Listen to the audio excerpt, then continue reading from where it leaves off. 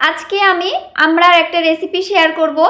আমরা অনেকে অনেকভাবে খাই, যেমন অনেকে কাঁচা খায়, অনেকে আচার দিয়ে খায়, কিন্তু আমরা অনেকেই জানি না যে আমড়া রান্না করে কিন্তু অনেক সুন্দরভাবে খাওয়া যায়। তো আমি আজকে আমড়া দিয়ে মাছ রান্না করব।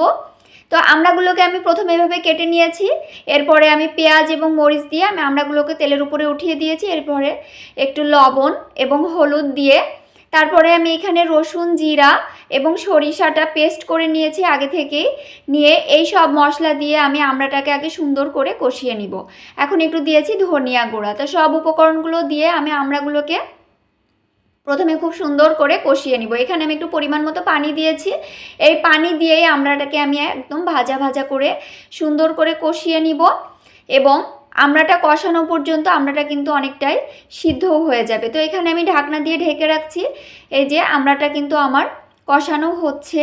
এখানে আমি এইভাবেই নাড়তে নাড়তে সুন্দর করে কষিয়ে নিব। তো ফাইনালি আমড়াটা আমার কষানো কমপ্লিট। দেখুন কত সুন্দরভাবে আমার আমড়াটা কষানো হয়ে গেছে, মশলাটা কিন্তু সাইডে লেগে যাচ্ছে। এখন এই আমড়াটা কষানোর পরে আমি এখানে গরম পানি অ্যাড করব। তো গরম পানিটা আমি এখানে দিয়ে দিয়েছি আমার পরিমাণ মতো। দিয়ে এখন আমি এটাকে আবারও একটু নাড়িয়ে নিব এবং ফোটা পর্যন্ত অপেক্ষা করব। তো এই যে আমার কিছুক্ষণ পর আমড়াটা কিন্তু ফুটে গেছে।